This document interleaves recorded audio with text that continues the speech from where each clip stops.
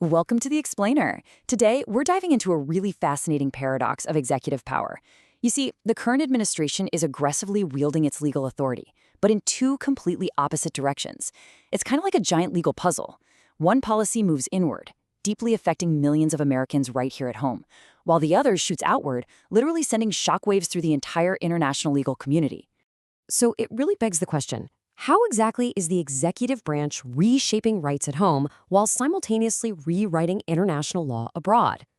Well, by comparing these two parallel narratives, domestic executive action on one hand and foreign executive action on the other, we can actually get a much clearer picture of how administrative power is being utilized, how it's being justified, and ultimately how it's being challenged in the courts.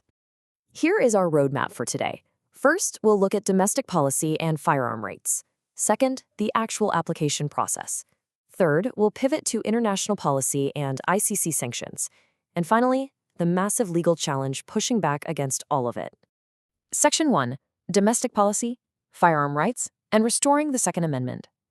Right out of the gate, Attorney General Todd Blanche recently finalized a major federal regulation under a specific statute known as 18 U.S.C. Section 925C. Now, for more than 3 decades, the statutory process that Congress originally created under this section was effectively a dead end for most people seeking relief from federal firearms disabilities. But this brand new executive action, it fundamentally changes that entire landscape. The administration's whole rationale really boils down to this statement from Attorney General Todd Blanche. The Second Amendment is not a second-class right, and the federal government should not permanently deprive Americans of a constitutional right without regard to whether they pose a danger to public safety. This isn't just a political talking point. It is the absolute anchor for a massive domestic shift. The executive branch is using this exact reasoning to bypass a 3-decade statutory roadblock and restore a functioning process for individualized consideration. But, and this is a really big but, restoration is far from automatic. The Department of Justice is maintaining some very strict boundaries here. Absent truly extraordinary circumstances, violent felons, registered sex offenders, and illegal aliens remain presumptively ineligible. So the executive branch is relying on strict criteria to try and balance the restoration of constitutional rights with the ongoing protection of public safety. So how does it actually work? Well, applicants have to enter the new federal firearm rights restoration program, and the burden of proof? It falls entirely on them. They literally have to prove to the Attorney General's satisfaction that their record and reputation show they are not likely to act in a manner dangerous to public safety. From there, the Department of Justice steps in to conduct a highly individualized review. Make no mistake, this is a massive administrative undertaking, and it's built entirely through executive rulemaking. Section 2. International Policy. ICC Sanctions and Executive Order 14,203. What's truly fascinating here is the connective tissue between our two topics. The very same Attorney General named in that domestic firearms policy, Todd Blanche, is also a major key figure in our second case study regarding global executive power. On February 6, 2025, President Trump issued Executive Order 14,203, authorizing sweeping, heavy-hitting sanctions against individuals and organizations associated with the International Criminal Court, or ICC. Now, this represents a serious moment of historical whiplash. Think about it. For nearly a century, spanning both Republican and Democratic administrations, from Nuremberg back in 45 to Rwanda in 94, and even backing the Ukraine investigations in 2022, the U.S. generally supported international tribunals. But in 2025, Executive Order 14,203 flips the script entirely, actively opposing and sanctioning the ICC. To really understand the friction here, we've got to go back to the 1998 Rome Statute, which is the treaty that created the ICC in the first place. It relies on a legal concept called territorial jurisdiction. In plain English, that means if a country ratifies the treaty, they are giving consent to the ICC to investigate crimes that occur on their own soil, even if the accused person happens to be from a non-member country. Countries, for instance, like the United States or Israel. And that territorial rule, that is exactly what triggered this executive order. The administration basically views the ICC's assertion of jurisdiction over non-consenting countries as completely illegitimate. Specifically, they're pointing to the ICC's ongoing investigations into U.S. personnel for actions in Afghanistan and Israeli personnel for actions in Palestine. Because Afghanistan and Palestine are considered state parties to the ICC, the court is claiming territorial jurisdiction. And that is something the U.S. executive branch vehemently, absolutely rejects. The response to those specific investigations is what plaintiffs in the upcoming legal challenge are calling a financial death penalty. Under this order, the Secretary of State has designated and sanctioned ICC judges, senior prosecutors, a UN special rapporteur, and prominent human rights organizations. And it goes further.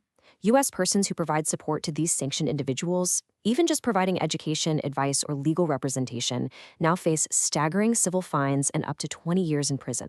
No joke. Section 3, the legal challenge, AFSC et al. V. Trump. As you might guess, this sweeping use of power has triggered an absolute firestorm of a lawsuit. A massive coalition of leading human rights organizations, including the American Friends Service Committee, the Center for Constitutional Rights, Human Rights Watch, and the Open Society Institute, are now suing the administration, seeking to permanently block these sanctions. To legally justify these sanctions, the president actually invoked IEPA, that's the International Emergency Economic Powers Act. It's a 1977 statute meant to allow the president to regulate international commerce to deal with an unusual and extraordinary threat. So by signing this order, the president officially declared the ICC's legal investigations into U.S. and allied personnel to be a literal, formal, national emergency. The plaintiffs are attacking this from every possible angle. Impartially looking at their core claims, first up, they argue it's ultra vires, which is just lawyer speak for acting beyond your legal power. They say a functioning international court just isn't a true national emergency under IEEPA.